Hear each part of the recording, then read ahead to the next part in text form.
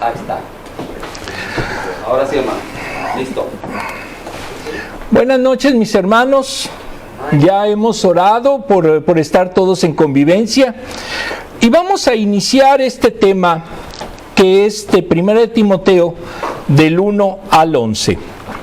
Les aclaro que utilizo yo la versión la nueva versión internacional que hizo un colombiano, Luciano Jaramillo, que ya lamentablemente ya falleció. Por eso quizás, pero sirve también para contraste con la Reina de Valera que ustedes normalmente usan. ¿Ok? Muy bien, vamos a iniciar primeramente con el versículo del 1 al 2. Aquí vemos en su momento, en el versículo 1, lo que nos dice el apóstol Pablo. ¿Quién lo quiere leer? Amén. Pablo, apóstol de Jesucristo, por mandato de Dios nuestro Salvador y del Señor Jesucristo nuestra esperanza.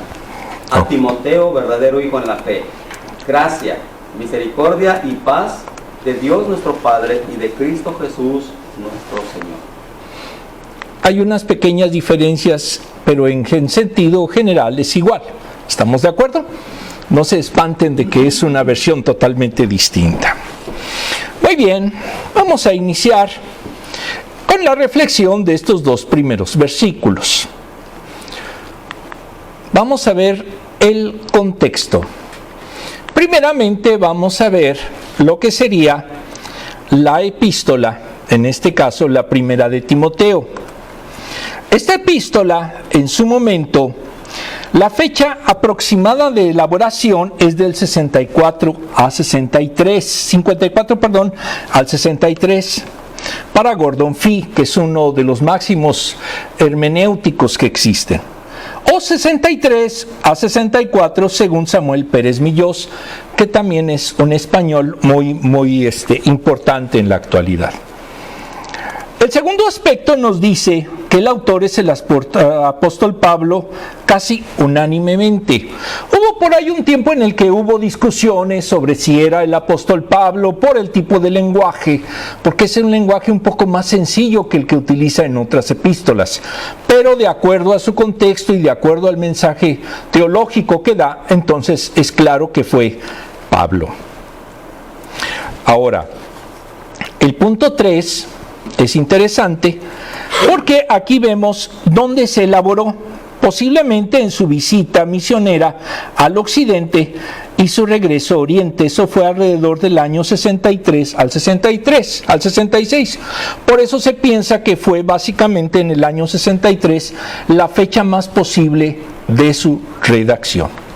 Esto es una clase, entonces si alguien en su momento tiene alguna duda, tiene algún comentario, está en plena libertad, no es un sermón. ¿Estamos de acuerdo? Muy bien.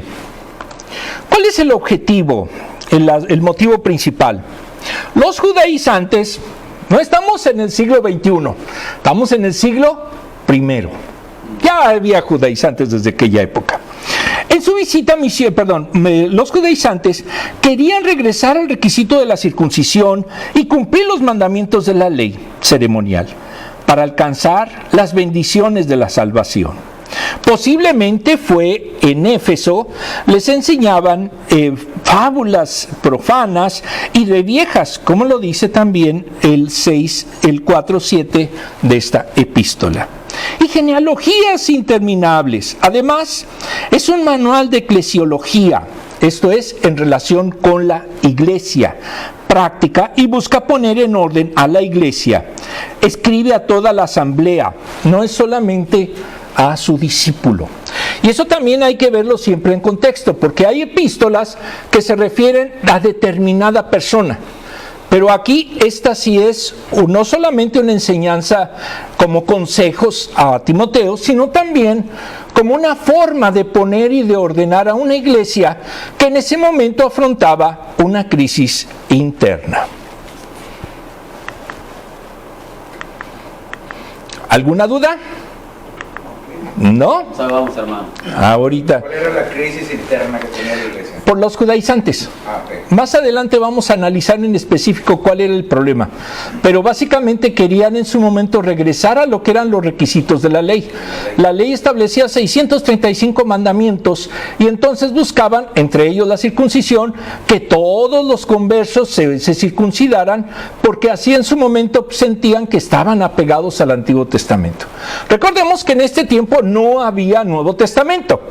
Todavía no se había profetizado todo lo que se necesitaba para realmente constituir el cuerpo del Nuevo Testamento.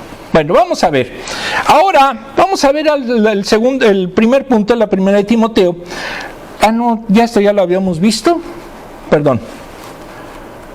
Sí, lugar de conversión. Dice. Sí, no, es que aquí no lo había cambiado. Lugar de conversión. ¿De quién? De Timoteo. Aquí vamos a ver algo de Timoteo.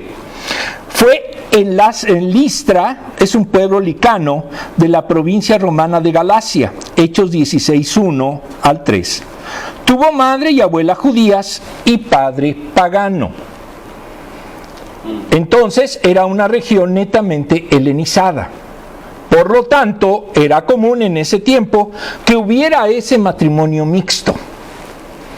Ahora, eso en su momento determinó, más adelante lo vamos a ver, que Pablo le pidiera que se circuncidara porque era escandaloso para los judíos que no estuviera circuncidado, aunque Pablo mismo dijo de que no era un requisito. Ahora, fecha de conversión, se calcula que fue de 46 al 48 después de nuestra era, durante el primer viaje misionero del apóstol. Fue uno de los que primero se convirtieron. Vamos a ver un punto interesante. Lo llamó Pablo su amado y fiel hijo, Primera de Corintios 4:17, Filipenses 2:12. Lo ve como un joven. Los jóvenes en aquella época se estimaba que tenían aproximadamente, se cree que tenía 30 años.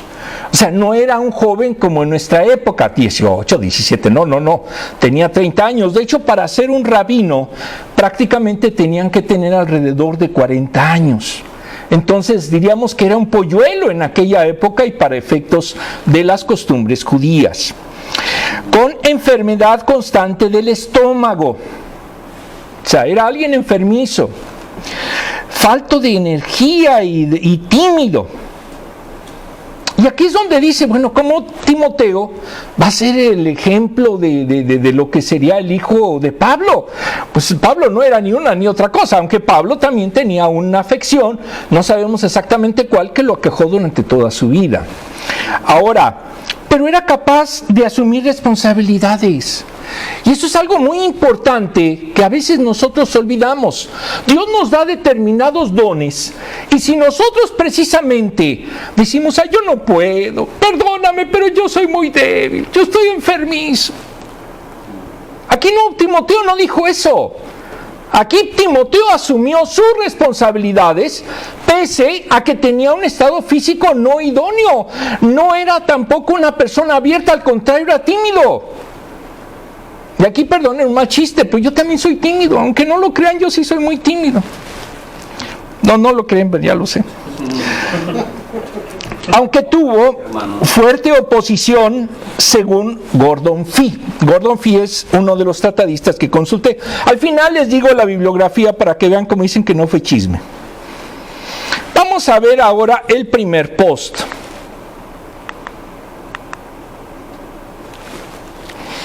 Aquí vemos en la región derecha la parte que está naranja.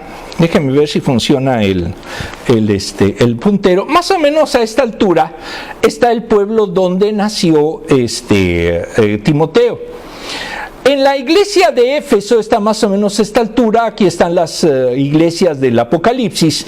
Aquí más o menos es donde ejerció y donde se supone que fue donde ejerció el ministerio Timoteo.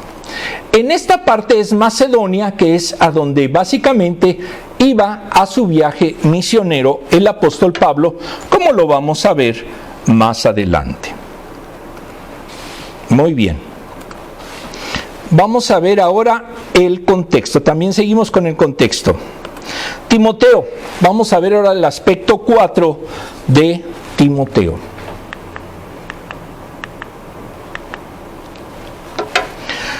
Su nombre significa honrar a Dios. Su madre Eunice y su abuela Loida le enseñaron las escrituras. Eran judías. Acompañó a Pablo en infinidad de viajes, como menciona el libro de Hechos y en las cartas paulianas. Fue encarcelado y liberado, Hechos 13:23. La tradición dice que dirigió la iglesia de Éfeso y lo identifica como el ángel al que se dirige el mensaje de Apocalipsis, Apocalipsis 2, del 1 al 7.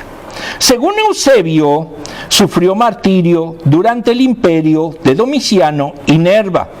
Luego criticó en su momento los festejos a la diosa Artemis y la multitud arremetió contra él, pues eran los paganos, eran fieles a Artemis, y lo mataron, en este caso a Timoteo, a palos. Según Alfredo Ropero Versosa. Entonces, imaginen ustedes, a uno que habíamos dicho que era enfermizo, que era tímido, lo que se atrevió a hacer, ¿por qué? Por gracia del Espíritu Santo. Vemos cómo transforma en su momento de alguien insignificante, quizás para muchos, en un verdadero líder y mártir. Muy bien, vamos a continuar. A ver, ¿no quiere cambiar? ¿No quiere cambiar? Ya. Perdón, le tengo que dirigir allá, ¿verdad? Sí, un poquito, porque la compu está allá. Sí, perdón. Ahora, vamos a ver ahora el primer versículo. Según Samuel Pérez Millós, identifica al remitente y hace un breve saludo. Apóstol significa enviado. Entonces, ¿es enviado de quién? De Cristo. Y esto refleja la autoridad con la que se redactó. Realizaba también señales apostólicas, 2 de Corintios 12:12. Creo que en la mañana se vio que eran esas señales apostólicas. Milagros, resucitaban muertos, expulsaban demonios. Esas eran señales, ¿qué? Apostólicas. El apostolado descansa en el mandato de Dios. Dios concede la salvación y es hecha en Cristo y otorgada por Él. No cabe duda que es nuestra esperanza. Por eso en su momento la salvación es de Dios, Dios la concedió, pero en Cristo se cristaliza y es nuestra esperanza escatológica. ¿No me equivoqué? No, muy bien. Bueno, ok. Lo bueno es que aquí me pueden corregir y decir, te equivocaste, tú no la haces. Me pueden criticar, desde luego. Ay, que es para allá, perdón, todavía no me acostumbro. Versículo 2. Pablo engendró espiritualmente a Timoteo, conservando los rasgos espirituales de su padre en la fe, esto es de Pablo, manteniendo la fidelidad a la doctrina, y por eso lo envió a la iglesia de Corinto, con la intención de confirmarles en la fe que él predicaba, 1 de Corintios 4:17. Por eso lo llama colaborador, hermano de Pablo y servidor de Dios. Y luego de un deseo de bendición para él, destinatario, que es gracias, don inmerecido que Dios otorga al hombre, y es el amor en descenso. Juan 1:14. ¿Qué dice Juan 1:14, por cierto?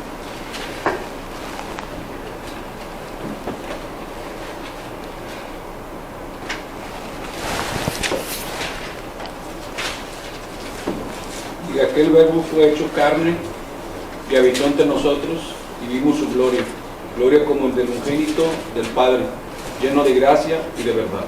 Entonces, cuando decimos que es amor en descenso, significa que el verbo se hizo carne, la encarnación en su momento del Hijo de Dios. Muy bien.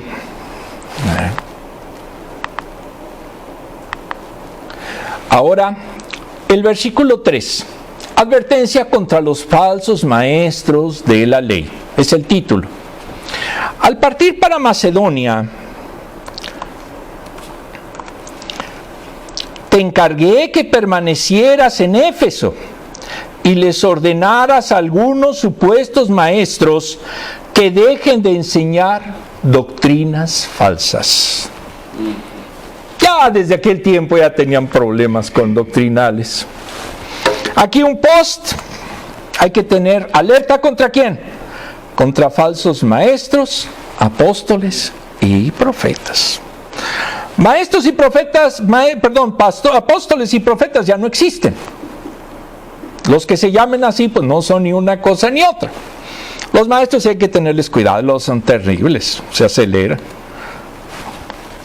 Bueno, ahora vamos a continuar con el contexto de este versículo. Para Pérez Millós, la iglesia se asienta en la verdad, que es Cristo mismo, donde se edifica. Primera de Juan 1:3. Entonces, si nosotros queremos llamarnos cristianos, necesitamos asentar nuestra iglesia en Cristo, porque Él es la verdad. Jesús es la verdad, Juan 14:6. Satanás introduce la mentira en medio del campo de la verdad, mediante enseñanzas falsas. Propagaban mentiras al pueblo de Dios con vestidos de oveja, pero por dentro son lobos rapaces. Mateo 7:15. Lo que en la mañana decía nuestro pastor, en la realidad es triste ver cómo hay maestros que aparentan piedad, pero en la realidad son lobos rapaces y de la peor calaña.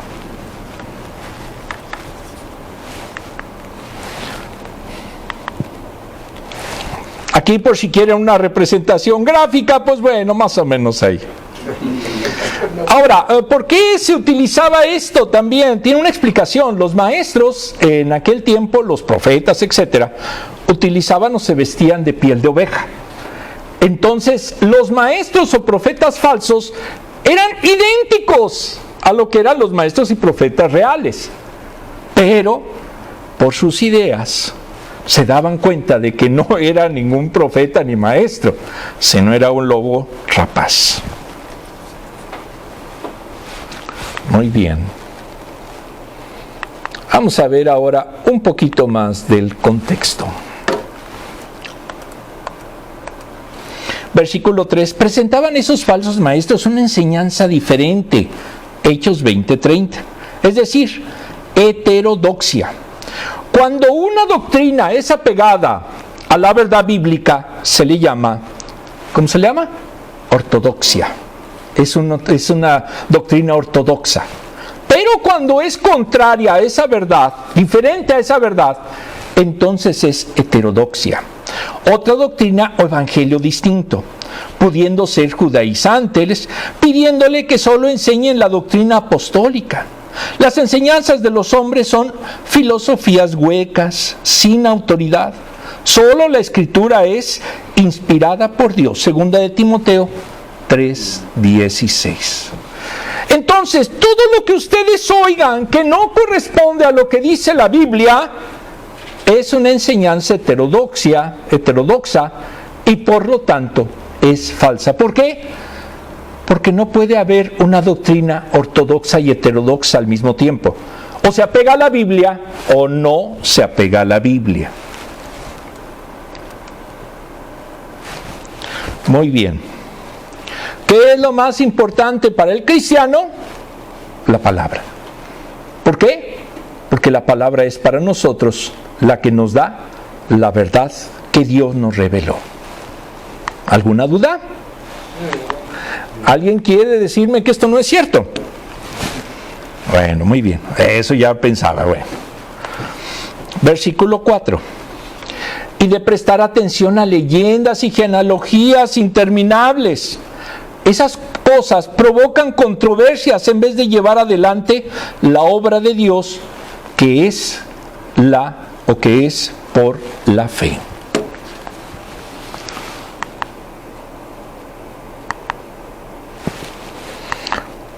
Perdón. Cuando ustedes en su momento oyen que alguien empieza a hacer mitos y se las creen, pues simplemente estamos viendo lo que dice aquí en este caso el apóstol. Fábulas. Un ejemplo, los mormones. Los mormones agregaron 3 libros más. ¿Por qué? Porque el apóstol su profeta dijo un montón en su momento de fantasías. Y su Grey, ¿qué? Se las creyó. Y todavía. Y son millones y con mucho poder económico. Entonces, no ha cambiado mucho en todo este tiempo.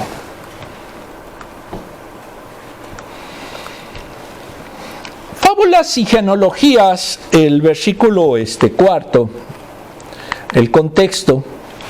Fábulas y genealogías interminables, a las primeras las llama cuentos de viejas. Es el 4:7 de la misma epístola. Relatos que se añaden a las narraciones bíblicas, 2 de Timoteo 4:4. Todo lo que se añada a la palabra sin sustento bíblico es eso, un cuento de viejas. Te dijo muy feo, pero bueno. Entonces la palabra era sustituida por una tradición, Mateos 15:6. Sí, los católicos eso hicieron. Eran razonamientos humanos que buscaban sustituir o dejar sin efectos a la palabra. En derecho, cuando algo queda sin efectos, se llama nugatorio. ¿Ok? Cuando oigan ustedes hablar que tus derechos son nugatorios, significa que tus derechos dejaron de existir o ya no las puedes hacer efectivos.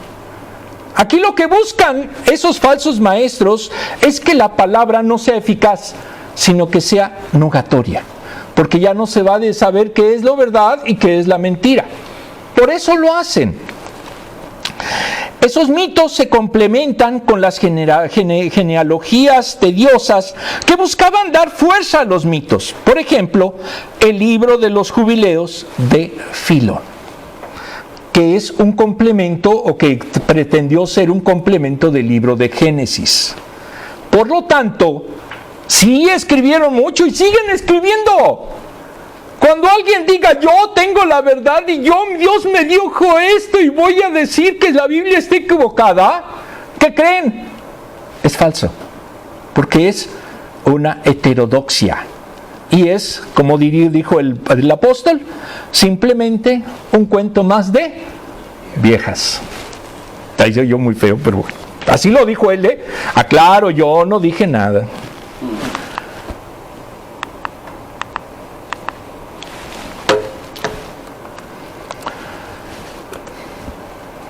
Manda no contender con creyentes sobre palabras que acarrean la confusión o perdición de los oyentes, 2:14, de la misma epístola. Son profanas y vanas palabrerías que conducen a la impiedad, 2 de Timoteo 2:16, 2:23.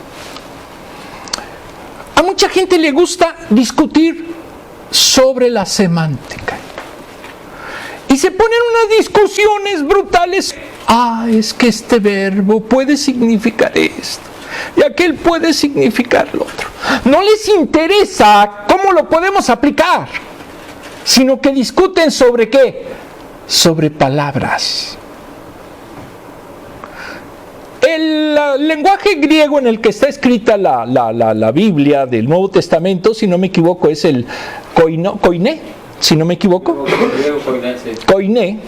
Para que tengan una idea, una palabra puede significar 15 cosas distintas, dependiendo de qué, del contexto. Y en hebreo también tiene esa situación. Entonces, de entrada es muy difícil traducirlo tanto el hebreo como el griego. Y si nos ponemos exactamente a discutir sobre, esto significa para mí esto, y esto significa para el otro, y todos empiezan a buscar, pero no buscan el contexto, ni le entienden a lo que es la esencia de esa palabra. Como dice aquí el apóstol, son palabrería. Y yo conozco a muchos que son así, y hasta se visten en su momento como rabinos judíos. Y se dicen pseudo cristianos. Y total que ni son judíos, ni son cristianos, ni son nada. Bueno, esas especulaciones desvían la atención ¿de qué?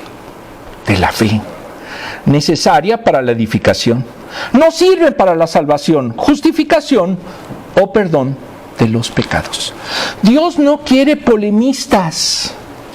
Dios quiere hacedores y que tengan varones, mujeres que tengan fe. Si no tiende a eso la discusión, pues simplemente estamos perdiendo nuestro tiempo.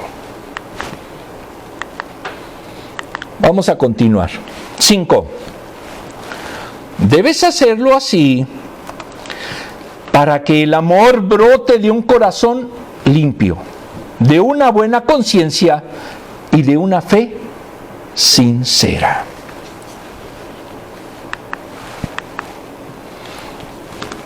Aquí pregúntense, ¿es tu fe sincera? ¿Es su fe real? ¿Realmente tenemos fe? En las esculturas griegas y romanas, sobre todo en las griegas, en las romanas, no, más bien en las griegas, cuando no era perfecto el corte de lo que era la escultura, le agregaban cera. ¿Para qué? Para cubrir los defectos que pudieran tener. De hecho, la forma en la cual, en este caso, el escultor sabía si era verdaderamente una obra o no, era poniéndola o cruzándola con fuego. ¿Qué pasaba con la cera con el fuego? Se derretía. Entonces, cuando realmente una escultura es real, en ese caso es sincera, aparece tal y como es. No aparece con adornos. No aparece con algo para darle una manita de gato. Y así debe de ser también nuestra fe, sincera. Como somos realmente por gracia de Jesucristo. No fingiendo, no mintiendo.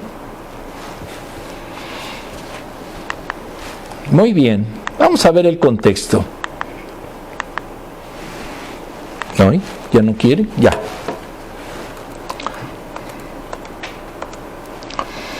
Timoteo tenía que actuar con la autoridad que Pablo le había delegado. Por eso en su epístola afirmaba que era él el que estaba dando esa autoridad a Timoteo, pero porque él era apóstol, impidiendo ideas y acciones que eran contrarias a la buena marcha de la iglesia y al daño que les podría acarrear a los creyentes. Buscaba conducirlos a la práctica del verdadero amor, fruto de la regeneración. Si no es así, es mero ruido. Primera de Corintios 13:1, Romanos 5:5. Realmente lo que busca aquí en su momento Pablo enseñarle a Timoteo es que él debe de seguir la doctrina que él aprendió de Pablo, que era la doctrina apostólica, que era la difusión del evangelio real de Cristo. Que no se dejara contaminar de esas ideas exóticas que él encontraba y que él tenía noticias que estaba sucediendo en ese tiempo, primordialmente en Éfeso. En Corinto, porque lo estaba mandando a Corinto en aquella época. Vamos a ver ahora el siguiente versículo. Ya vamos más de la mitad. ¿Cuánto llevo? No me vaya a pasar. Bueno, no creo que no voy tan mal, ¿verdad? Bueno, ahí vamos.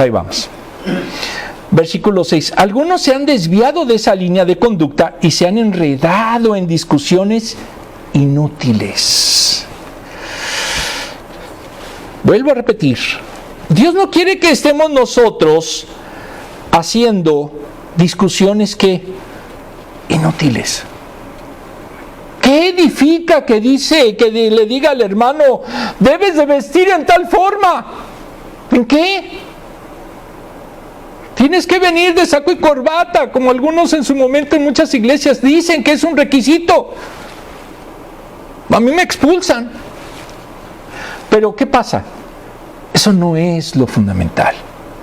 Lo fundamental es qué evangelio estamos siguiendo y sobre qué sí es importante discutir, pero no hacer de esa discusión que sea acalorada, que sean gritos, etcétera, etcétera. Pleitos.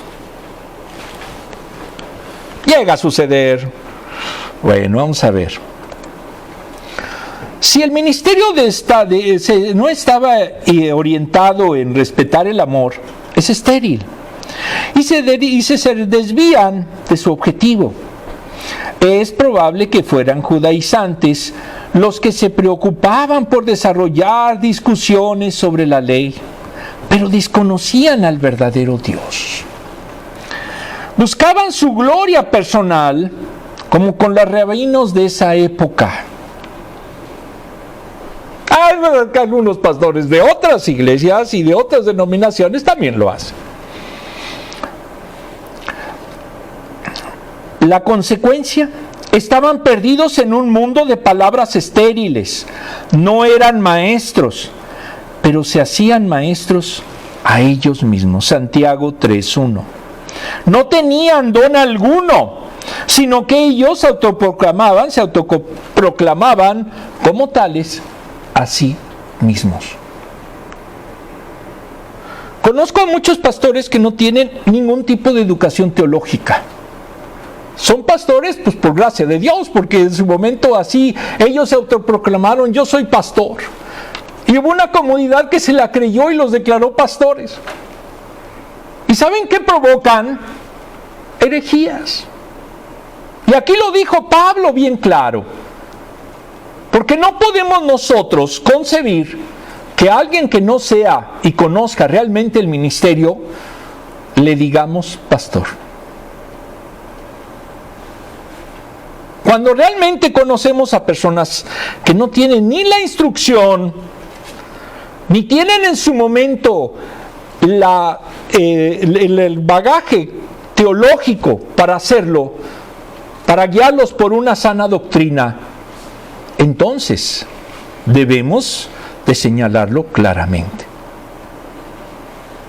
De hecho, yo discuto en algunos foros de debate cristiano y muchos dicen: no se necesita estudiar teología para ser pastor.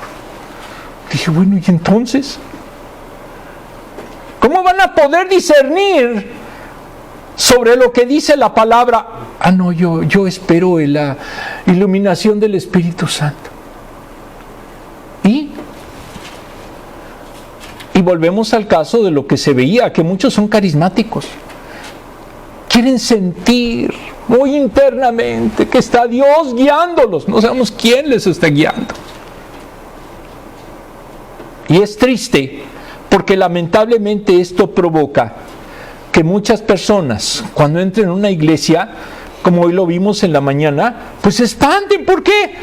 Pues porque esto es que les está pasando, ya uno se está convulsionándose, etcétera, etcétera. Y hablan en algo que pues quién sabe qué idioma será. Y eso no puede ser de Dios. No corresponde a la enseñanza, vuelvo a repetir, apostólica.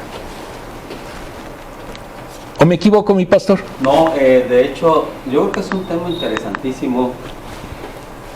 A la luz de la palabra, ¿quiénes pueden ser pastores? El de la luz del mundo de Brasil, así empezó. Él creía que era llamado. Ese secta se llama Pare de Sufrir. Pare de Sufrir. El de Brasil es Pare de Sufrir, el de México es Luz del Mundo. Son personas que empezaron solos su onda. La gente empezó a creerles y así. Pero es interesante, ¿quién puede ser un pastor? Bíblicamente hablando. Ahí en 1 Timoteo 3 se habla de los requisitos de un pastor. Y así luego es. Aparte, estaba ahorita, busquen a ver el nombre tirano en la Biblia. ¿Alguien puede encontrar dónde se menciona tirano? Tirano, déjenme ver, porque ahí rápidamente un acotamiento a lo que dice el hermano. Tirano. Ahí ¿Qué está sonando? La escuela del apóstol Pablo. Eso. Era un maestro. Atenogaras. Atenogaras de Éfeso, un tirano de la. ¿En qué cita?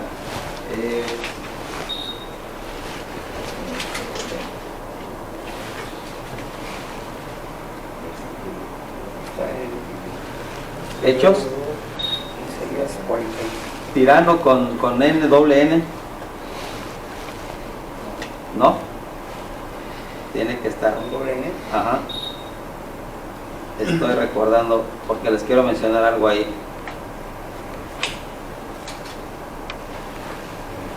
Hechos 19, Job 12. A ver. El Job 12 dice, en Job 12, 18 dice, él rompe las caderas de los tiranos. No. Hechos 19:9, pastor. Bueno, ahí, Hechos 19:9. Pues chequen ahí. ¿Dice para que tirano? vean cómo empiezan los... Cómo el apóstol Pablo, Hechos 19, perdón, tirano es doble N, querido Fer. Sí, 19:9. Fíjate, hermano, no le quito mucho el rato porque yo sé que el tiempo aguanta, corre. Pero miren, en Hechos 19 van a encontrar la primera escuela de teología. Pablo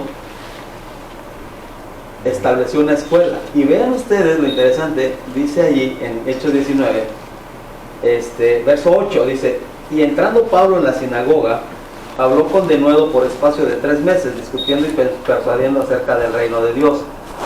Pero endureciéndose algunos y no creyendo, ¿qué hacían? Maldecían el camino, con C mayúscula, que es Cristo, los cristianos. Dice, maldiciendo el camino delante de la multitud, se apartó Pablo de ellos y separó ¿a quién? A los discípulos, discutiendo cada día, ¿dónde? De uno llamado Tirano. Era maestro, pero Tirano era un mal maestro de esos. Ahora, ¿Es con doble N? con doble N. Pero adelantito viene tirano trae con doble N. Este trae una N, ¿no? Aquí dice doble N. N, pero adelantito dice tirano sin abajito. Dice, así continuó por espacio 2 años. Esta es una escuela de Pablo. Separó la escuela, los líderes de los discípulos de Pablo estaban con él, y Tirano tenía otros alumnos, y entonces los discípulos de Tirano eran malos, los discípulos de Pablo eran buenos. Vean el 10. Así continuó por espacio de 2 años, de manera que todos los que habitaban en Asia, judíos y griegos, oyeron la palabra del Señor. Y aquí, hermanos, Pablo por 2 años les dio, por lo menos se cree que estudiaban 4 o 5 horas diarias con Pablo. Entonces, esto fue una escuela de teología. Y en 1 Timoteo... Quizás la primera. Exactamente. Y en 1 Timoteo 3, donde está el hermano, regresen a 1 Timoteo, ustedes van a encontrar allí, en 1 Timoteo 3, ahí se dan los requisitos para un pastor. Y hay 17 requisitos. Entonces, apoyando lo que dice el hermano, los verdaderos maestros tenían el reconocimiento de... Ya este es lo que estaba ya viendo. Y eran colmados de honores. Pablo. O sea, lo que pasaba era que los maestros reales, tanto judíos como cristianos, tenían el reconocimiento de ser sabios, y eran colmados de honores.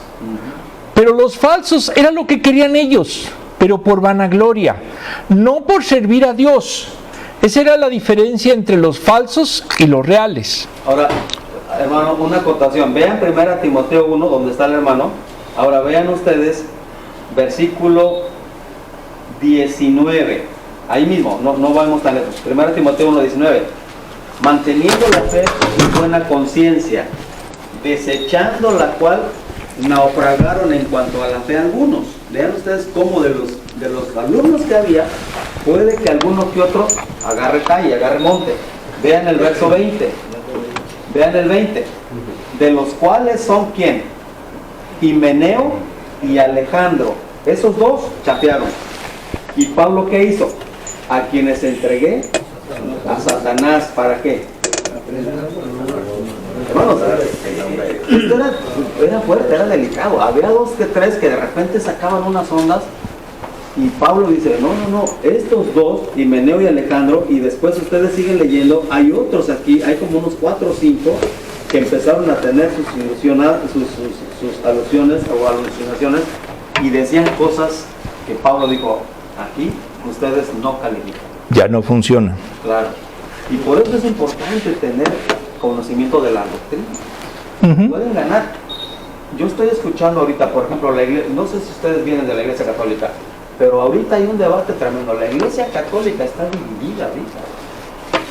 ¿Cómo es posible que el Papa sea el vicario de Cristo? Pero millones y millones y millones de toda Latinoamérica y del mundo ven al Papa como el vicario de Cristo. Y lo ven como su santidad, una persona santa y perfecta. No puede ser, eso es blasfemia. Esto es herejía total. Pero los católicos están con todo ahorita. Entonces, tenemos que regresar a la sola palabra. Y ellos nos refutan a nosotros, porque dicen, ustedes los cristianos, los protestantes, porque así nos llaman, hermanos separados. o que después lo matizaron con ese nombramiento, pero en realidad somos unos herejes. ¿Cuándo empezó su iglesia de ustedes? Dicen ellos. Ustedes comenzaron con Martín Lutero en 1517, en la Reforma. Y eso no sé. La iglesia comenzó en Hechos 2, con Pedro. Pero ¿por qué ellos dicen? Pedro es el vicario de Cristo. Ahí comenzó la iglesia. A él Dios le entregó las llaves del reino. Por los cuentos de viejas. Cuidado con eso. Y además algo increíble, Pedro en su momento era casado. O sea, Esa Pedro, es la doctrina de ellos, el celibato. por eso, ¿por qué si ellos se sustentan en Pedro? Pero Pedro era casado y de hecho su esposa fue martirizada junto con él. Claro. Entonces, como que si se eligen como supuesto líder al Pedro, pero Pedro era casado y siguió siendo casado todo el ministerio, pues entonces es contradictorio. ¿Se enojó Pedro con el Señor Jesucristo? ¿Porque le puso a la suegra o qué? No a la suegra, bro. Bueno, ¿continúa? Dele, hermano. Bueno, entonces algunos que no habían recibido el don divino ni tenían capacitación suficiente se hicieron a sí mismos, siendo judeo-cristianos. Entonces faltaba preparación y enseñanza, y enseñaban cosas distintas a las que nos dio Cristo a través del Evangelio. Hay por ahí unos que son adventistas, ¿cómo se llaman? Sabatistas, otros mesiánicos, etcétera, que quieren seguir la ley. Pero como siempre les he dicho, no son ustedes ni judíos ni cristianos, sino todo lo contrario.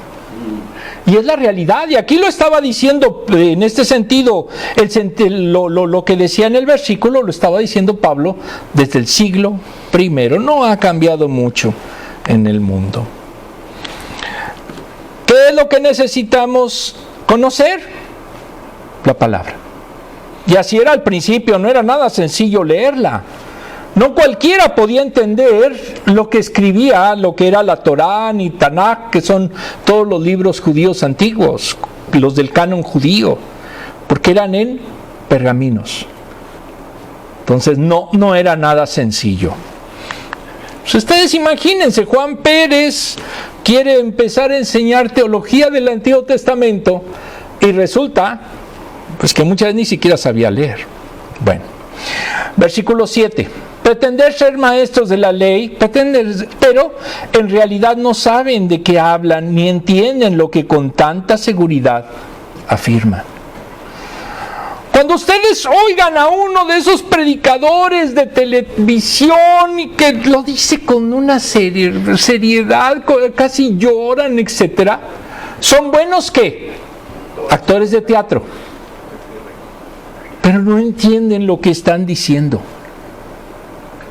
Solo se aprenden a declamar muy bonito, aprenden en su momento a actuar muy bien, son extraordinarios oradores, pero no saben de lo que están diciendo. Si ustedes a un perico le enseñan en su momento para que repita 1 y 10, 100 veces una frase, el perico ¿qué va a hacer? La va a aprender de memoria. Pero ¿qué va a pasar? ¿La entiende? Y así es, y así son los falsos maestros. Pero una pregunta, fue el miércoles, estaba viendo un pastor, estaban comentando sobre él, se paró al púlpito y le dijo a la congregación, hermanos míos, hoy a las 6 de la mañana me despertó el Señor. Así, hermano, o sea, bien serio. Delante de toda la iglesia fue grabado, lo va a pasar. Y me dijo, tú no tienes por qué preocuparte. Yo he hecho la promesa y el Señor me dijo que iba a tener un carro del año. Bueno, ¿lo viste? No. pero lo que no especificó, ¿qué Señor se lo dijo? Lo que no especificó es qué Señor se lo dijo. Charlie Clark. Sí. No, pero hermano, me dijo el Señor que iba a amanecer en la cochera y la iglesia lo compró. No, hombre, qué bárbaro. Manipulación total, ¿no? Versículo 7, el contexto. Se lo compró. Se lo compró y no le digo que carro. Lo que enseñaban. Me eche. Vamos a continuar. Contexto. Lo que enseñaban causaba tropiezo. Querían ser doctores de la ley, usaban lenguaje aparentemente teológico en sus discursos, pero al desconocer de lo que hablaban, denotaban ignorancia, presentando sus argumentos como verdades doctrinales. Eso en filosofía se llama sofismas.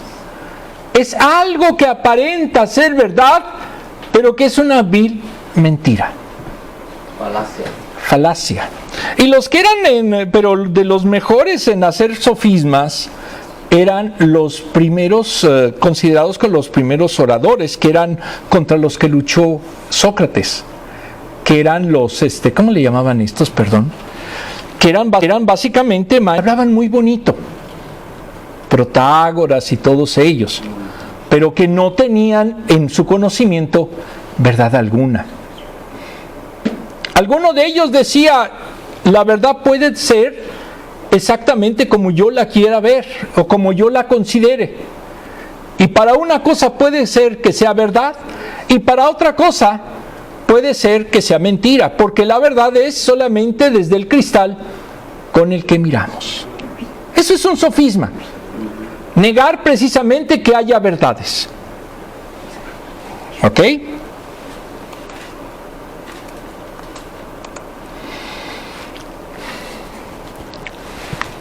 Eriksen, que es uno de los mejores teólogos modernos, de hecho lo utilicé mucho su libro de teología en el seminario, dice que esgrimían sus palabras pomposas, áridas frases, era solo altisonancia, lenguaje afectado y retumbante, lo recitaban de memoria y lo hilaban con sus tediosas fábulas, pero no sabían el sentido de lo que adicionaban o su vocabulario. Incluso no entendían los temas de los que disertaban.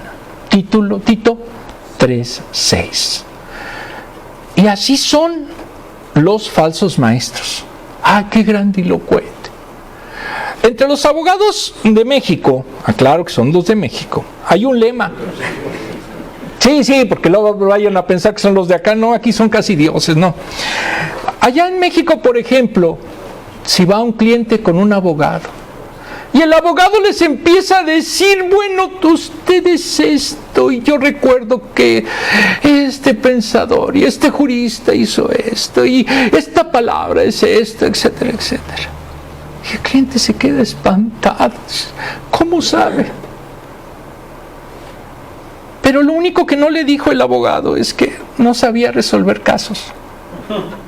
O sea, y el cliente estaba feliz porque dijo, no le entendí nada, pero debe ser muy bueno. ¿Por qué? Por la pura verborrea. Lo efectivo es lo que tiene resultados. No es lo que se oiga más bonito. En materia jurídica hay una materia que se llama argumentación, que es precisamente el arte de debatir. Un abogado es bueno para debatir, pero el argumento más sólido es el que se basa en la verdad, no en las fantasías, ni en la grandilocuencia. Yo como juez, que me tocó ser 20 años, tuve la oportunidad en su momento de ver demandas de 2 hojas extraordinarias. Y tuve también la oportunidad de ver 100 hojas de una demanda que no entendían nada. Yo creo que ni el abogado le entendía. Quien expresaba mejor las ideas con más claridad era, al menos para mí, quien ganaba. Y además, quien tenía la verdad de acuerdo a la ley. Entonces, no se dejen engañar por las bonitas palabras. el versículo 8. Ahora bien, sabemos que la ley es buena si se aplica como es debido.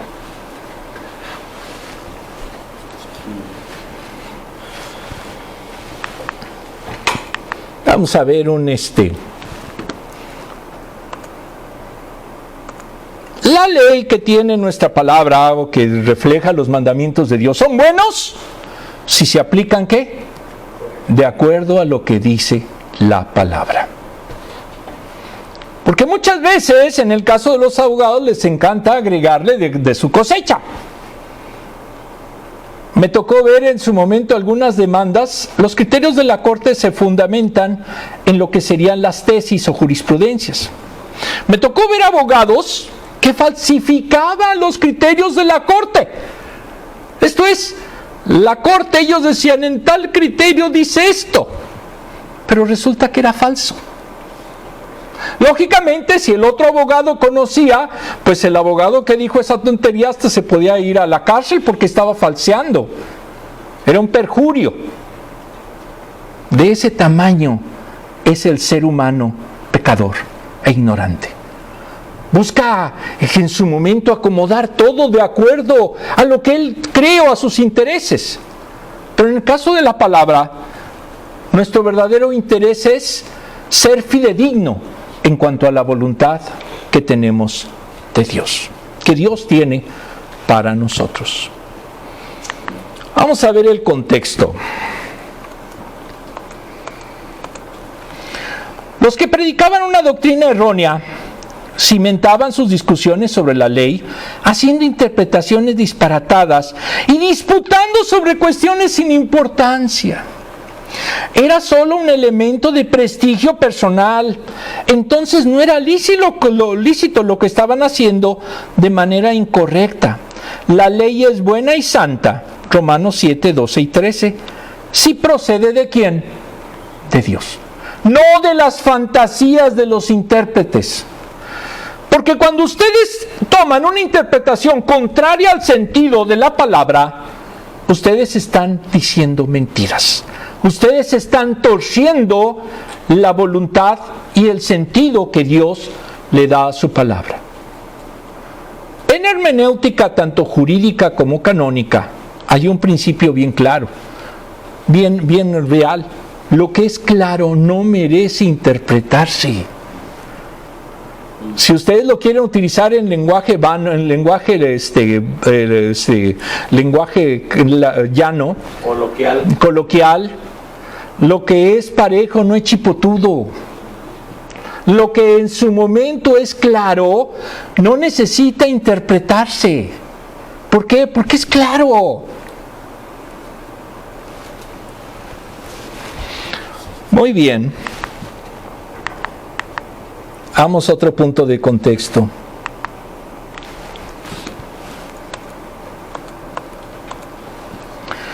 Sus mandamientos son justos, por lo que implican en sí mismos. Sus prohibiciones buscaban que se alejaran de la maldad humana. Es buena porque está dispuesta para el bien, expresa la buena voluntad de Dios y demanda que el hombre obedezca y camine en la bondad. En el caso de la ley que Dios le dio a Israel, lo que buscaba era que los israelitas se convirtieran ¿en qué?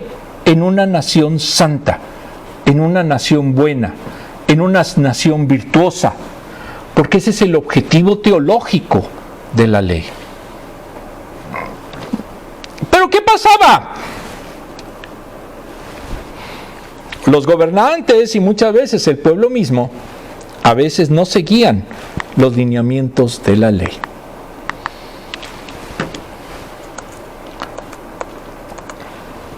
Los falsos maestros generaban desórdenes entre los creyentes, no por la ley, sino por el uso que hacían de ella. Era convertirla en instrumento del que se servían para engañar, confundir a los que la desconocían. Se debe utilizar legítimamente con el propósito para el que fue dada, no para distorsionarla con sus fantasías o leyendas mitológicas sobre sus antepasados. Esto lo dijo en el siglo I. ¿Sigue vigente? Lamentablemente sí. Y todavía hay muchos falsos maestros que predican o que en su momento tratan de enseñar cosas totalmente distorsionadas. Vamos a ver el versículo 9. Tengamos en cuenta que la ley no se ha instituido para los justos, como lo vimos en la mañana con el sermón, sino para los desobedientes y rebeldes, para los impíos y pecadores, para los irreverentes y profanos. La ley es para quienes maltratan a sus propios padres, los patricidas y matricidas, para los asesinos.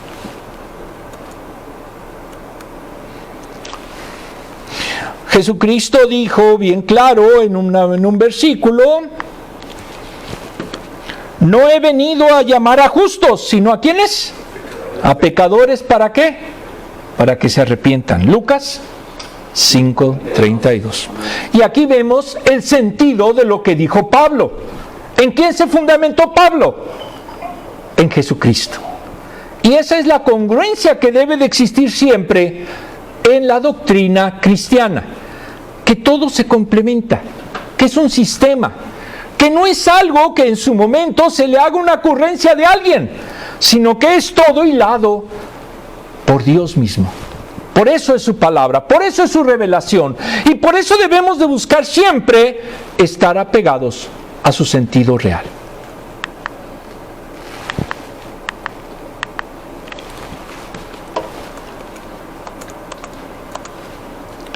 La ley no fue concebida, no, eso ya lo vimos, perdón.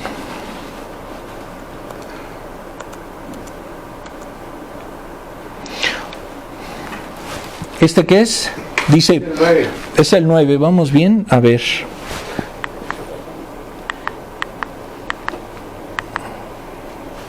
Los falsos maestros, ¿eso ya lo vimos? Sí. Sí, entonces está. ¿Por qué se repitió? Bueno, perdón. Ah, aquí está. Ya.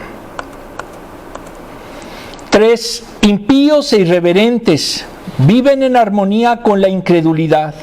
Perdón, no, entonces faltan.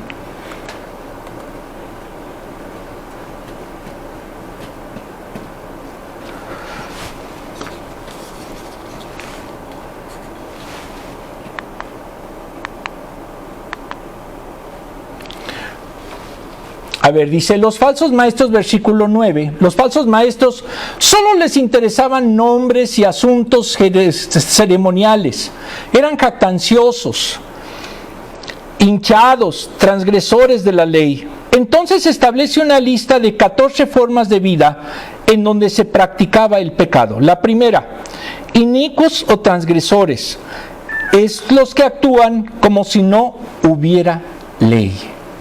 2, desobedientes, que viven al margen, sin importarles las implicaciones divinas.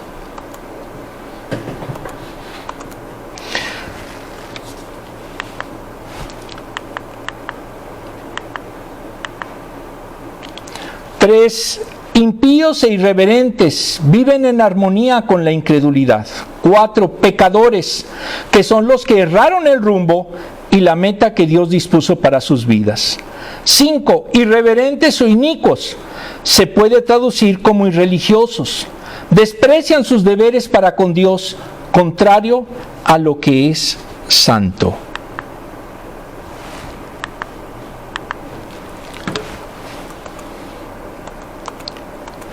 Seis, profanos, quienes tratan con desprecio a las cosas sagradas, como Esaú, que entregó su progenitura por un plato de comida. 7, parricida, asesino del padre varón, contrario a Éxodo 20:12. O matricida, contrario de homicidio de la madre. Este y el anterior eran castigados con la muerte, Éxodo 21:15. Y se cometía tan solo por golpearlos. 9, homicidio, los que violan el 6º mandamiento, Éxodo 20:13, es decir, cometían homicidio, que es la privación de la vida.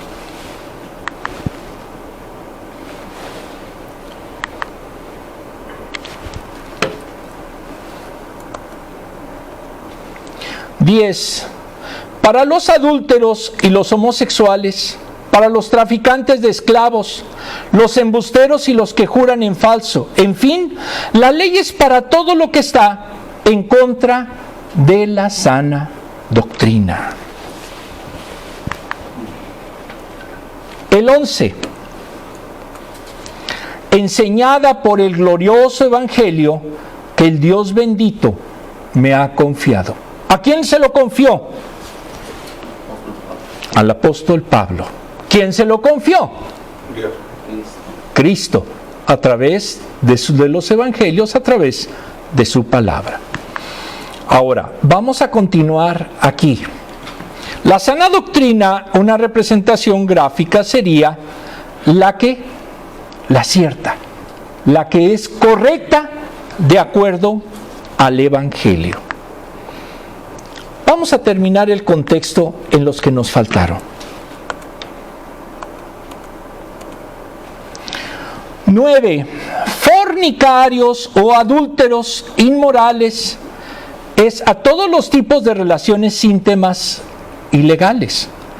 Por ejemplo, el adulterio, Éxodo 20:14, sexo fuera de la relación matrimonial o cualquier tipo de intimidad que sea contrario o diferente al matrimonio. Sodomita, en la de Valera dice sodomita. Y esto entraña que practica la homosexualidad masculina o femenina. ¿Ok? No piensen que solamente los hombres, porque muchas veces piensan que sodomita es solamente aquel que se servía o se tomó de Sodoma, sino que era todo tipo de homosexualidad. 11. Para los secuestradores o traficantes de humanos, no se sabe con certeza cuál es su implicación. Literalmente es poner a un hombre por el pie. Es esclavizar, secuestrándolos o tomando esclavos de otros amos, o también el robo de niños. A este tipo de personajes son a los que se refiere el apóstol.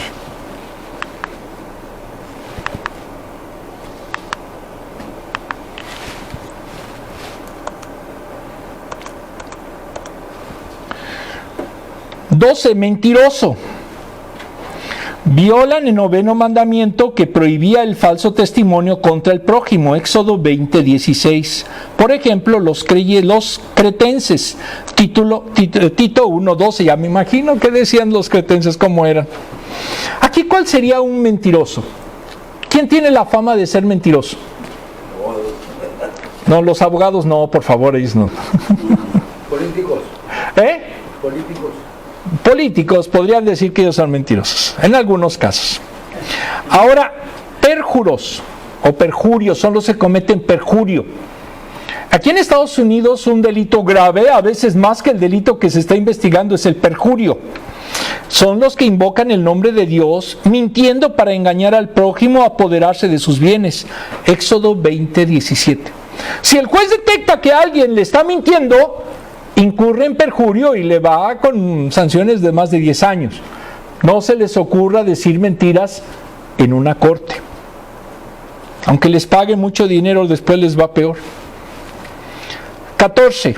Contra la sana doctrina, es decir, enseñándole legítimamente como lo hacían los falsos maestros.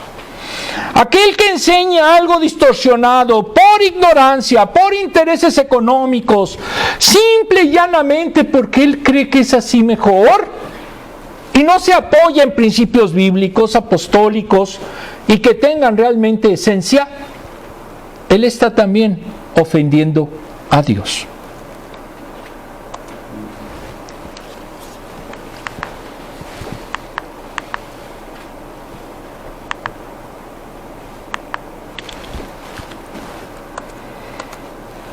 En relación a este último versículo, Gordon Fee nos dice que sana doctrina es una metáfora del campo de la medicina. que hace referencia al carácter salutífero de la enseñanza que encontramos en el Evangelio, versículo 11. Y se contrapone al afán enfermo de los disidentes, cuya enseñanza se propaga como gangrena. Segunda de Timoteo 2:17. Entonces, si queremos ser una iglesia de sana doctrina, debemos de seguir el camino que Cristo nos mostró a través del Evangelio y de una enseñanza apostólica acorde a ese Evangelio. Cuando no es así, entonces entramos nosotros, lo que decía en la mañana nuestro pastor, en apostasía, en herejía, en simple y vaga y vana mentira, en simples argumentos vacíos para engañar a los creyentes. No son fantasías, esto es la bibliografía en su momento que utilicé. El mapa salió de este Atlas Bíblico de Tyndale, muy bueno. También utilicé lógicamente a F. Gordon, que son comentarios a las epístolas 1 y 2 de Editorial CLIE, Pérez Millós, que también es primera y segunda de Timoteo, Tito, y Filemón, Editorial CLIE también, y Ropero Bastos Alfonso, que es el gran diccionario enciclopédico de la Biblia, también de Editorial CLIE. ¿Por qué no utilizo bibliografía nacional? Porque casi no hay. De este nivel no. Gracias. Que Dios me los bendiga, mis hermanos. Amén, hermano. Bueno, gracias. Póngase de pie tantito, descanse. Vamos a comer algo. Hermano Justino, muchas gracias. Ya nada más le apagamos al... Déjeme, le pongo stop aquí. Sí, nada más que se apague el